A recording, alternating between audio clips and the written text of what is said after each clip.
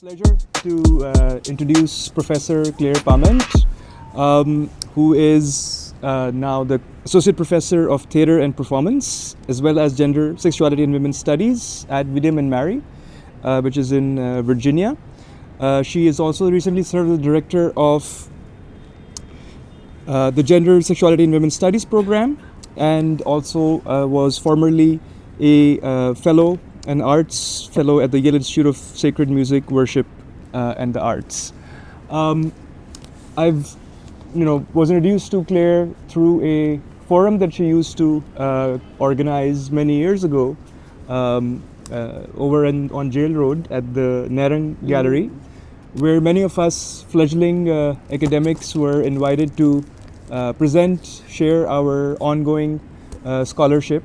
And Claire and I think Sarah was, your partner in arms then, would gather together a very sort of engaged group of audience, many young folks like yourselves and me, that would really, create a very vibrant culture of supporting, young scholars and helping them to kind of figure out what their work meant and how it would be received by, a broader public. And I'm really happy that we're doing this here because I think this is a forum that also is in a space that combines the arts, performance, with, thinking about those very issues. And I think Claire's work really speaks to that kind of public ways of approaching the arts, theatre, and performance. And I think we'll also talk a little bit about her, hopefully about her current research, which also goes into, I think, other dimensions, gender dimensions of performance. So for today, I should also add that Claire is not only an academic, she's also someone who's worked in theatre for decades. One of the plays that I had the pleasure to witness, Tisri Dun, I don't know if any of you got a chance to experience it, was I think one of the most profound ways of, I think, doing theatre that I've come across in Pakistan and Lahore. So please join me in welcoming Claire and celebrating this very, very important book that came out a few years ago, but finally we have the opportunity to experience it in Lahore, to be able to read it here. जो हमारा format है, first I'll invite Claire to speak about the book for about 15 to 20 minutes or so, and then we can have a few questions, and then we'll open it up for the audience to ask questions. Thank you for this beautiful, generous introduction, and thank you for all coming out despite roadblocks and everything else of the wonderful Lahore. It's wonderful to be in a mehfil of friends and hopefully new friends to celebrate my book's return to Pakistan, and I'm very grateful to Vanguard and the American Institute of Pakistan Studies for making the publication possible, and for friends at OLO for hosting this. So it seems a bit retrospective to be holding this talk. Many of the artists I worked with, including Amanullah Khan Saab, have now passed. The book was originally published in 2017 through Palgrave, and much of my field work took place in the mid-late 2000s. So those days of sitting backstage in Punjabi theatres like the Mehfil, of Jugats with artists like Babu Baral between entries, and dreaming possible reimaginings of plays like Kuch Na Kaho seem very far away. Certainly in the last 10 years that I've been living in the US, my own sense of humor has understandably depleted. 2 trumping presidential terms and a grotesque top-down comedy. The Lahori Bhand, Munir Hussain, used to tell me his work was all about healing. In that restorative healing sense, I argue the Bhand mode entails possibilities of a humane speaking back to power. And the book, I hope, makes space for more intersectionally informed vis-a-vis class, caste, gender, ethnicity, and nation critical engagements with South Asian performing arts in movement. So when I started working, many in the theatrical establishment of Lahore gave me the impression that the Bhand was dead. Folk performance was withered by General Zia's rule. And this was discrepant with what I saw, certainly in the pre-satellite Bhand phase, as an abundance of Bhand-like performance in the Punjabi theatre, though heavily punished by the state in policing and bans. This was often relayed as a vulgarization of a bygone folk era, or a corrupted deviation from written dramatic standards. So this prompted a journey of tracing Bhand movings in diverse contexts. So the book traces contemporary wedding performances, theatre, television, which was taking root while I was writing, and historical Sufi wise fools and Brahmin jesters, and in and out of historical documentation, in courts, and in and out of colonial classifications. This entailed field work with those who identify as Bhands and in contexts that engage Bhand-like dynamics, what I call the Bhand mode. So this is informed by a structural dynamic, and we're not going to play it out between the two of us, but maybe as an after party we can, of a Ranga Bigla, like a straight man, wise fool clown. And this pairing has great resonance across South Asia, Middle East, Shiabazi in Iran, Commedia dell'arte, these particular patterns, the ability to praise and debunk, and often using these to jostle power, hijab and qasida, and reinvention. So nakal, berupia, shape-shifting. There's no linear trajectory to the Bhand of a fall from a bygone era. Rather, the figure is almost persistently found whipping up humor from the margins, appearing in the bazaar and courtly mehfil, in literature and oral sources, in Muslim and Hindu sources, and frequently frustrating colonial caste taxonomies in the process. Wajid Ali Shah praises the Bhands and cites a nakal, which is about rubbing against colonial power. When the English people speak, it's like listening to rats scratching through the roof, he says. So the Bhand's affinity for the margins is beautifully depicted by Abdul Alim Shara in a retrospective account of the legendary Delhi Bhand Kerala. So he says that Muhammad Shah was annoyed over some matter and gave an instruction that all the Bhands should be expelled from his dominion. So the next day, when he was out with his cortege, the sound of dolls and the singing of Bhands became audible, but from overhead. Muhammad Shah, amazed, looked up and saw that Kerala and some of the other Bhands had climbed at the top of a tree and were beating the drums and singing. So he stopped his cortege and said, what is this? Why have my orders not been carried out? So the Bhand Kerala replied, "Dear King, the whole of this earth is under your control and there's nowhere left for us to go. So we are now seeking a place in the higher regions, and this is our first phase." So the king was very happy, laughed, and the Bhands were pardoned. So these kinds of modes took me to Brahmin jesters and Sufi wise fools.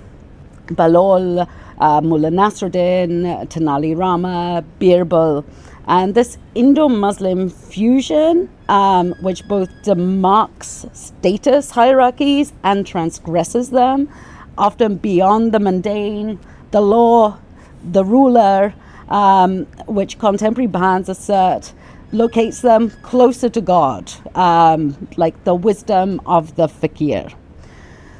So histories often intermingle in contemporary performance. Munir Hussain, now passed, when we first met, while providing my genealogy of the Gory Claire, of Tony Blair, went on to narrate the history of my husband, who wasn't in this meeting. So this wasn't like the obvious markers of my husband's poetry or engagements with PTV, but rather he began telling me about his cycle route to school in his knickers in the streets of Samnabad.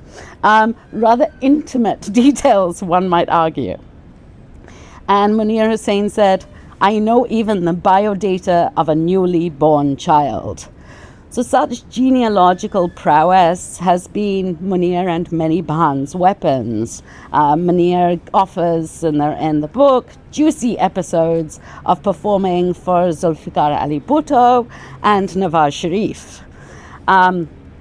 Once Munir Hussain told me about Ranjit Singh's patronage of some poor Bhands. That he had generously gifted them an elephant. So after a while, the artists were starving because they were so busy in the maintenance of the royal animal. So the Bhands put a dolki around the elephant's neck, and everywhere the elephant went, the ears would beat. Prak, prak, tam, tam, tam. After a while, the people of the mansions got very annoyed and complained to Ranjit Singh how shameless these people are. You gave them an elephant and they've turned it into a Marasi. Ranjit Singh, seeking to quell the noise, then gave them some land. Munir Hussain related this incident to how he was awarded a Devu car by Nawaz Sharif Saab. And he said, it used to consume a lot of petrol. It would never run without it. So I said to Miaji, give me a petrol pump also. If you've given me this car, how will I make it run? So my book is full of such yuggets and nuggets, which hint at intimate scenes of Pakistani politics. So I just want to conclude, since we have this lovely crowd of young people, with a short word on methods. This was like my PhD project, which I started in Pakistan at National College of Arts and finally transferred to the University of London Central School of Speech and Drama. And it was a journey of really learning to theorize from the ground, which I hope will embolden younger scholars who are contemplating future research, especially like ethnographic work. So one of my very first interviews was with the late Amanullah Khan Saab. And I picked him up and we were on our way to a Lahori restaurant that he'd recommended for our meeting. And I launched into my interview script as a very nervous young scholar to inquire about his upcoming projects. So Amanullah glanced at the back of the car where I'm sitting with my pile of library books that sat next to me, which were my assigned PhD readings of Bakhtin, Bergson, and Freud. And he told me, I'm writing my own book. It's got the English title Authentic, Amanullah Khan Saab said to me. I was really slow to catch on to Amanullah's attempt to bring me into his comic worldview that I was to later understand as playfully punching up at elitist forms of knowledge production, colonial forms of knowledge production, that have often tried to cast him and his work as low status, illiterate, and vulgar. Amanullah brought into question my methodological script, books, class, whiteness, all of which signaled a reproduction of hierarchies, a theorizing from above that has been the mainstay of colonial extractivist anthropology. And at least when I began, it was the kind of mainstay of a lot of Pakistani theatre narratives. As we bumped our way over some railway tracks and I sat in the discomfort of not quite getting the joke, Amanullah offered an ode to British colonialism. This was all in Punjabi. I'm translating. Wah, wah, wah. How brilliant were the British, he told me. Look how they made the railways. Now quicker to catch on to his framing of my Britishness and perceived colonial allegiances, I quipped back tongue-in-cheek. Yes, Amanullah Khan Saab, wah, wah, how brilliant were those Britishers. first they made the railways, then the railways made Sheikh Rashid, then the Pakistan Federal Minister for Railways. So joining Amanullah Khan to phrase out a jugat, acknowledge my own privileged positioning, and punch up at systemic colonial structures, we began to share a laugh. I'd accepted his invitation to play and enter the Bhand mode. Now a dialogue could take place, more horizontal and improvisatory. So these first few minutes of meeting Amanullah Khan were revelatory in shaping epistemologies for my project and taught me the value of what Sarah Emmett describes as disorientating citational practices, both in method and theory. So my white male comic guides of Bakhtin, Bergson, Freud, and others found their way to the bookshelf, and I engaged in a more participatory method, learning to theorize in collaboration with artists from the ground up. So the work took shape while I was living and working in Pakistan, enabling with relationships with performers to grow gradually and as a mode of slow theory. I was able to share spaces with practitioners in their homes, in the streets, and performance sites, and also in my classrooms, symposia and festivals I curated in Lahore, Pindi, and Islamabad. So I hope the book will contribute to the longevity of their legacies, offering a genealogy and archive of comic theory and practice that helps us engage with a range of performances that continue to flourish and punch up at power structures. Thank you. Great, thanks so much, Claire. Maybe I was thinking we could begin with a more kind of genealogical account, but I think perhaps this point that you've ended with, I think this is something that I already was struck by, in your work, that not only do you see the Bhand as a performer, as someone who engages with power in very creative and very, in a sense, also paradoxical ways, but also the Bhand as a theory almost, right? As a way of seeing the world, the Bhand mode as a way of analyzing the world, right? So I think that episode that you described, you have all these books and you have all this sort of weight of European knowledge behind you, but Amanullah offers a riposte to that by introducing you to say, okay, well, knowledge can also be produced through the Bhand mode, right? So I was really wondering that in terms of how do you see it as a theory? Do you see the Bhand mode as a kind of a theoretical way, as opening up a way of, let's say, theorizing society, culture, politics? Just hoping if you could say a little bit more about I absolutely do. I mean, as I mentioned briefly, I had very elite interlocutors around the theatre establishment who gave me histories of when we finally got talking about the Bhand's entry into urban theatre in the 1980s, it was very much talked down upon. And so the kind of the pairing of the high and low, the straight guy, the wise fool, throughout there's this dialogue in the book. So you get alternative narratives, and you see how those entries were being forged in different spaces and contexts by speaking back to power. So I think the book does a fair bit of that. And the same between, much of the work is definitely derived from oral sources, performers on the ground. But I go back, I try and muscle my way through various genealogies of this practice, which is oral and literary sources all the way through.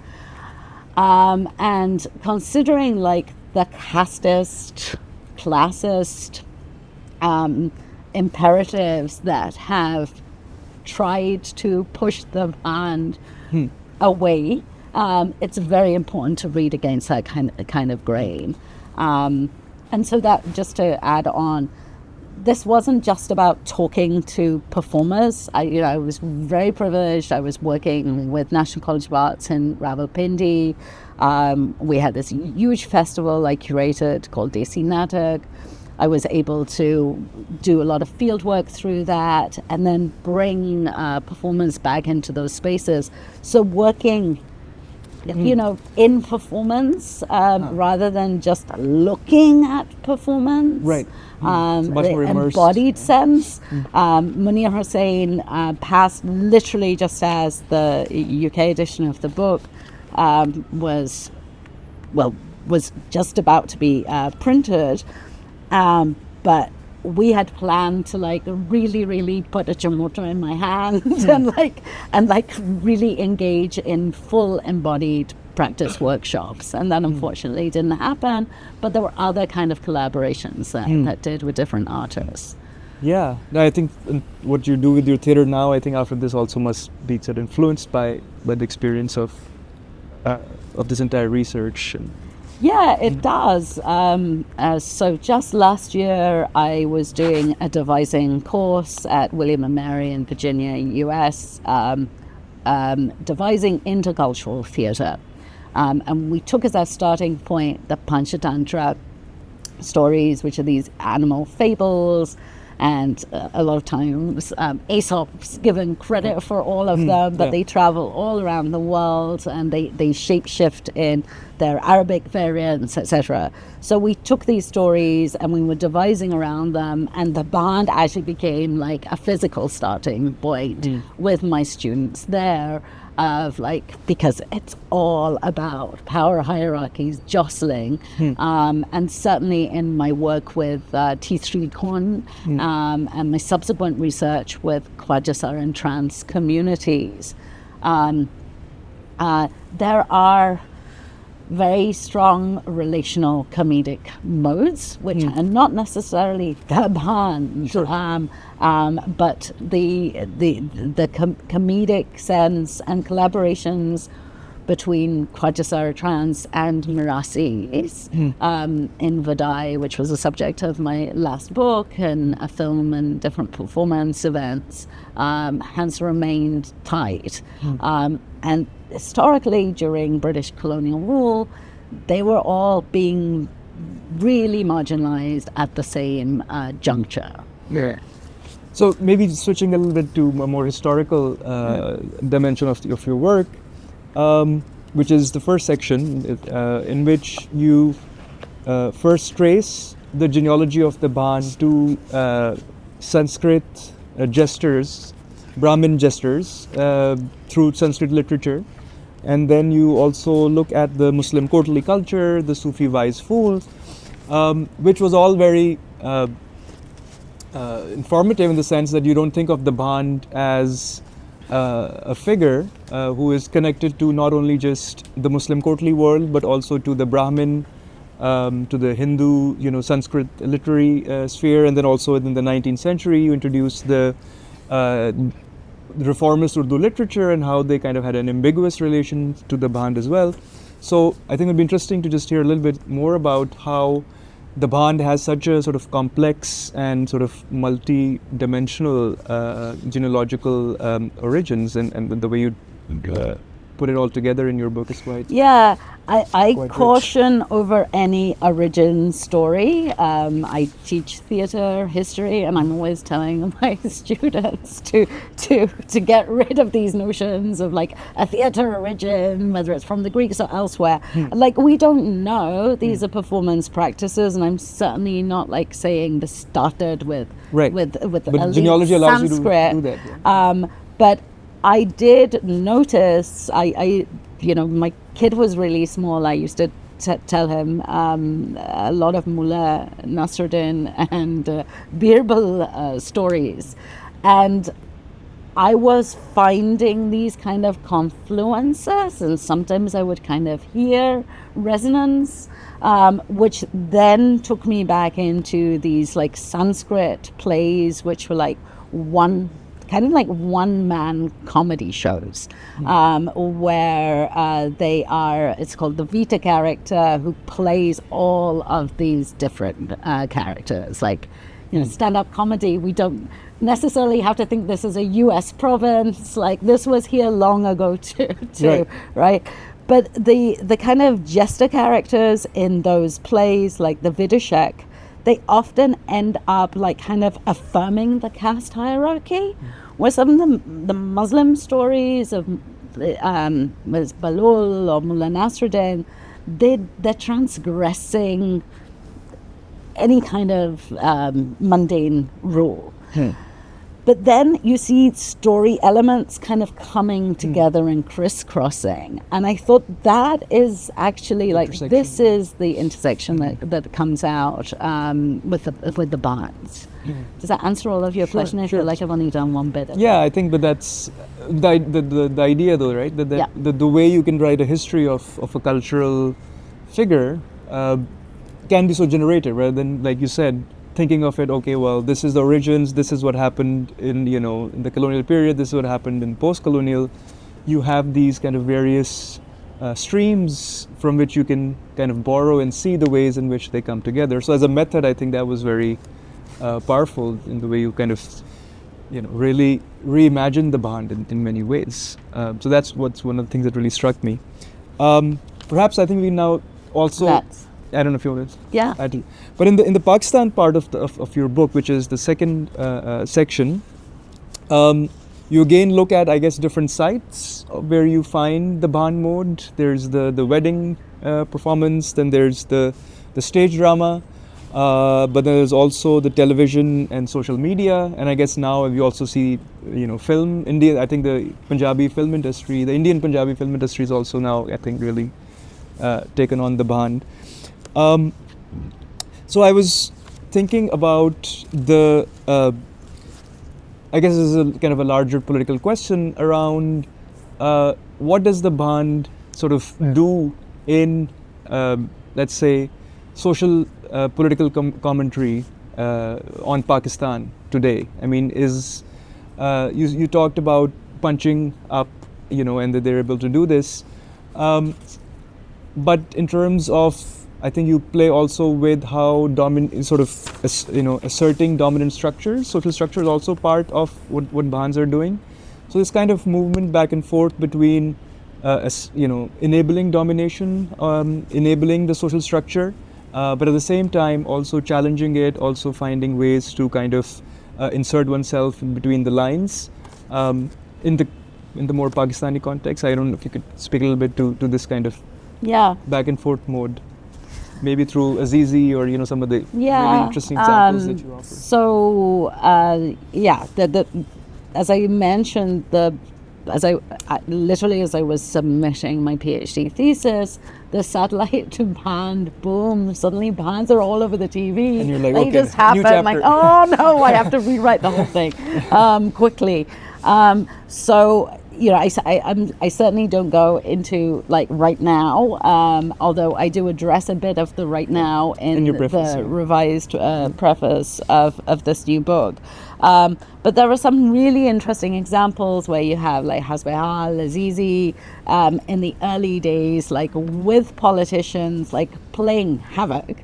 And then there are these times where that doesn't happen at all and it is just punching down. So I ask these questions of like, what happens when the Bhand doesn't become marginal anymore? When the whole TV studio is full of Bhands, where the straight man wise fools, so we sometimes see in the so-called actual TV compare journalist, is no longer there, that it's just like an entire studio populated by Bhands. And in some of my more recent work with Khwaja trans communities who have become punching bags for some of those comedians in the TV context, but not necessarily then when they go back to the theater and they're performing like with Mehak Malik, for example. Like, so I'm in that kind of some of that mess right now, although I've kind of left this work to one side, but it has continuities. So yeah, they're important questions to keep on asking. What happens when the Bhand gets into power? Mainstream, right? In that sense, yeah. I have this final question, then we can, I think, open it up, which is, and I was thinking about this throughout reading the book, which was, what does the way we approach the Bhand, the way we think of the entire genre of comedy associated with the Bhands, and how we kind of treat wit and play and fun. And I think I shouldn't put you on the spot to answer this question. I think something for all to think about is also, what does that tell us about ourselves? In a way that we have the figure of the Bhand who has a particular status, who has a particular position, as you show very powerfully. That position has transformed over centuries, but also that story of the Bhand is also a story about ourselves, the way we the place of comedy in our society, the place of wit in our culture, and how we relate to that. In some ways, again, this kind of paradox, in some ways shunning it in terms of it being a lowly kind of thing, but at the same time also celebrating it. And Lahoris like to pride themselves on being Zinda Dilane Lahore and all of that, but yet a lot of that Zinda Dili is you don't marry your daughter to to a Zinda Dil Bhand, for example, right? I mean, for the middle class, for the upper classes. So that's something that I really felt that the book evokes. This idea, the sense of like what can we learn about ourselves from the story of the Bhand. So I think that was really one of the remarkable things. Yeah. I mean, I think it teaches us introspection and to put our persona and, all the anchors of identities and power positions that might come with that into some flux and into play. I think there's regenerative possibility there. I don't joke about how my sense of humor has depleted while I've been in the US.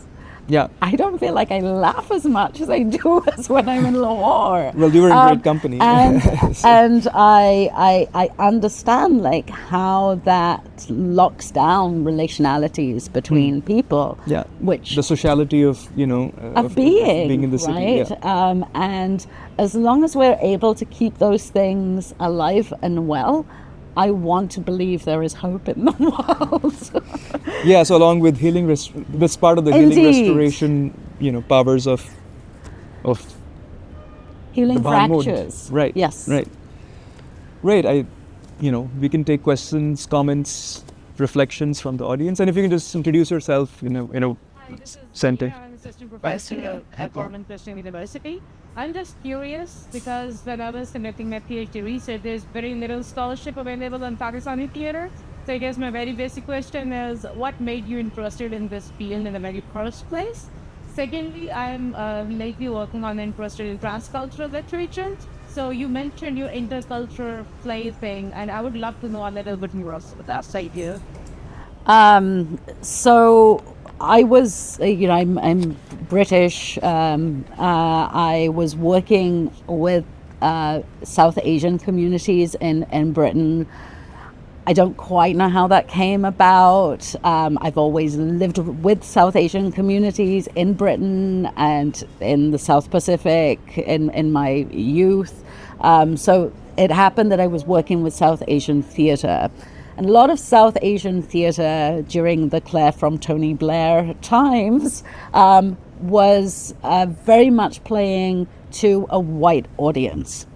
There were a lot of savior narratives going on. There was always a Muslim butcher character who did awful things to the rest of his family. The woman was always a victim. And it was a lot of Islam bashing going on, and I got sick of it. I was working as a dramaturg, so where I'm developing new plays, and I felt very implicated in the structure and that I needed to learn more. I was very young. once upon a time. And so I was given an opportunity to visit Pakistan and then just started asking questions about the theatre world and then began to get more and more involved. And I thought this is a potential PhD project. Everybody encouraged me to work on the parallel theatre, which is where much of the scholarship had been.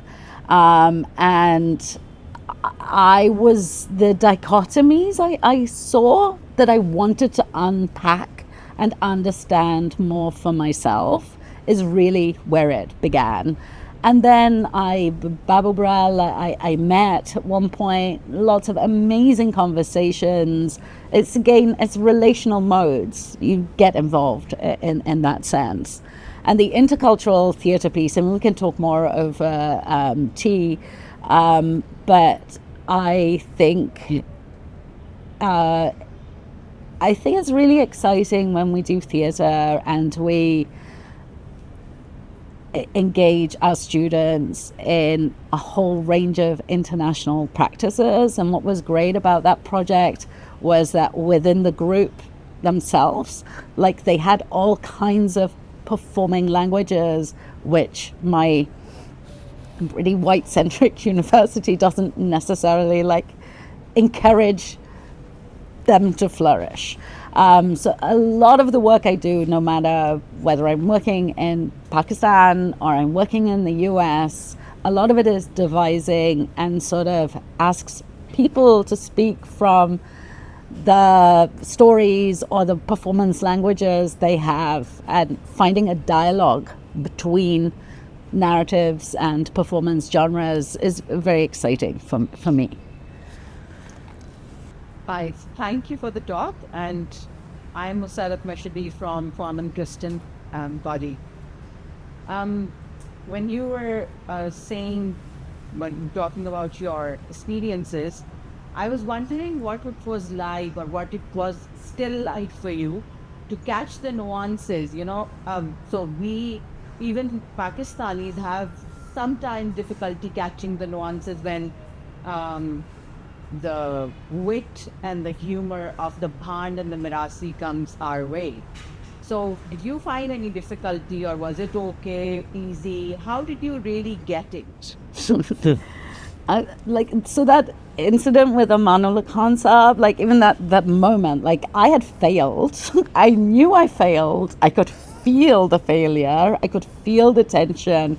And then putting, I am on the spot. I don't have to put myself on the spot of what's going on, and then trying, learning to fail well. I would say. My language skills are abhorrent. I remember sitting at the back of, I think it was a Tamasil theatre, and I was scratching like the rats, as Majid Ali Shah would put it, talking to some comedians about like some play I'd seen. Like those days, there wasn't like all these plays are on YouTube. Like I would go to the market and have like just all of these, and I'd try and watch them again and again and again to understand what's going on. So I remember like really getting language bad. But that made its own juggers.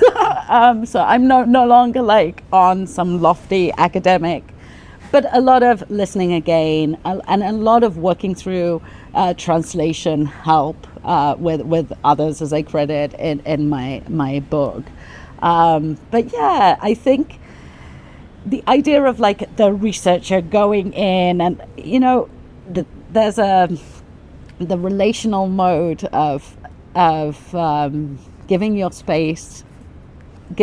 space to fail, I think is really important. It's really humane. Yeah.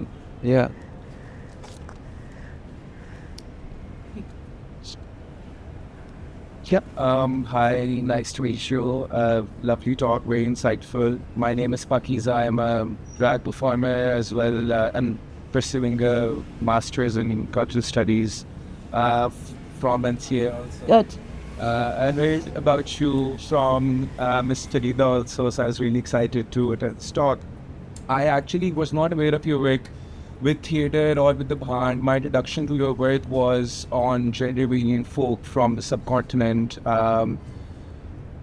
So I just wanted to ask, as you mentioned, how gender variant folk and Hijra Pachisara folk dabble with the Bhand mode for comedy purposes. I have also seen a lot of people that come from non-queer backgrounds on television dabbling with gender variants to for a joke, to make gender variant people the butt of the joke.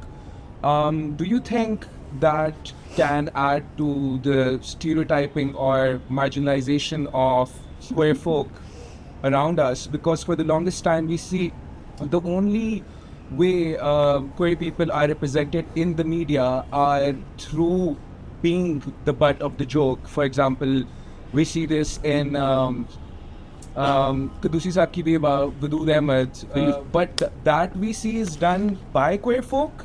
So I feel like that can lie more in the category of queer folk dabbling into the Bhand mode, but we've also seen the opposite of non-queer folk making queer people or the Fajra folk the butt of the joke. Do you think that adds to stereotyping and marginalization? Absolutely. And I've addressed this in a chapter, not in this book, but elsewhere, called Mediatizing the Fake Khwaja Sara's particular trope of Asli Nahi Hai. And how that has been mediatized through these talk shows. At the same time, my first introductions to the Khwaja Sara community were actually through Bhands, through popular Punjabi theatre artists. Almas Bobby, who's, there's we can have that discussion over tea. But back in the day was performing like with Babu Baral in different types of stage shows. So those relationships, I think we have to like also think about them in some level of detail. I was just watching the other day Mehak Malik, Khwaja Sara performer of certain kind of capital and status right now on the stage and elsewhere. But the Hira Mandi film, Netflix series, so was remade in the Punjabi theatre, I think last year. Did it come out this year, the Hira Mandi, or? It was last year. So they did their own response back to Bansali ji, and Mehak Malik was the superstar of that particular performance, and it was a very interesting, like, speaking back to what is TWIFE. We are artists, but alongside Mehak Malik, there was a male comedian who was performing as a Khwaja Sara. And it wasn't this total lampooning. And Meg Malik and this individual like had wonderful scenes together. So we see there is definitely punching down, and there's a lot of alert in the West about like straight people taking up trans characters and queer characters. I think I think we should alert ourselves, but I think there is this interesting space where something else is happening that I haven't quite like entirely figured yet, but I think it's quite a beautiful possibility. Yeah. Maybe we can take one or two more questions. Yeah, please. It's partially observation, partially a question about the humor, because that's center. Without humor, there is no harm, there is no playfulness. And in that, there is above all is playfulness that they always have. I've seen that in older weddings, I've seen on the street lights, and backstage, within them, among themselves, there is the same weapons, mockery, play, and teasing, it all kind of shaped, but there is above all the sense of play in which as you were failing, they are often failing too. And then that becomes the continuation of that play. And in your observation or experiences, are there certain patterns that you observe, or certain kind of play that is the way children do when they're playing? They're kind of recreating their understanding of reality, or preparing the reality that is outside of them at this stage. When it turns being cooking or being a certain teacher or whatever they will learn, you are seeing as important or worthwhile. So what do you observe in them? What are they seeing as worthwhile to recreate? Are there certain themes that keep recurring in different, like the Faisalabad kind of humor versus the Lahore backstage kind of humor, which is very mixed, people from very different backgrounds? Apart from the trends of time, are there certain approaches that are more frequent or more common that overlap? Specifically in the theatre or across different contexts? Especially in the Bhand or comic theatre. Yeah, so I mean, it's always status interactions. That is the common play, but that can like riff off of anything. So if it's the period I trace particularly is this kind of inhabitation of the theatre into like the elite drawing room comedy, right? Of taking those particular icons and playing with them. In terms of Bhand's relaying wedding performances, and in terms of the few that I engaged with, like corruption was a large, but I complicate any kind of singular narrative. It really depends on the audience being played with, right? So is it the kind of neoliberal moorings of like an upwardly mobile class? Is it the political elite? Or is it about like why you're taking a sister to Saudi Arabia, right? It becomes class specific in certain wedding performances. So I'd be interested in you reading the book and seeing if you see those distinct patterns. Yeah. We can also have one. Yeah. Thank you, Kate. But nice talk, and I look forward to it. Just a few thoughts that we can my content connectory. So looking at satire as an art form, the names that pop up in my head: Jon Stewart, Jimmy Kimmel, Lord Oliver, and a lot more comedians. The joke is written. The joke has to be constructed in a way that the punchline follows a certain scene, and there's a climax in which it sort of opens up. I wonder if you draw parallel with this Bhand community where it is both an embodied knowledge, a lived experience. Amanullah is famous for creating very thin observational jokes out of a very thin area. And that's what he's credited for, like this guy was his keen sense of encapsulation. So how do you situate him? Where do you situate him? This one comment, and another one just on your putting on methodology. So you frame it as only speaking to power, or sort of trying to negotiate the thing that's power, but the thing that is more of a social commentary. So most of the jokes are also about as society is, the very fine details of it that surface up in those jokes or are the part of the joke person. Or is it just that you saw the thing meeting this very talking to power element? The first one, so situating it, I don't do the kind of, trying to like compare the Bhand to Jon Stewart. Jon Stewart emerges really briefly, was a reference that Musharraf. It was an episode that... the Musharraf episode, and this was cited by some... I'm totally forgetting. I was just reading it. The early, one of the anchors of satellite Bhand programs, right? But I think the embodied dimension, I don't think Aftab Iqbal, right? and like not from comedians themselves, but as a kind of mode of inspiration, along with the Bhand that was referenced. I think the embodied aspect is really very important, and it's not something like I mine in great detail. It's not like an ethnography where I really like situate each performer in their environment. And I didn't do that for a reason, because of the sort of caste class it felt looking upon. So embodiment is there as part of this epistemology because it's a relational practice. But I don't theorize it enough, actually, in the book. It happens. I speak about it in the preface a bit.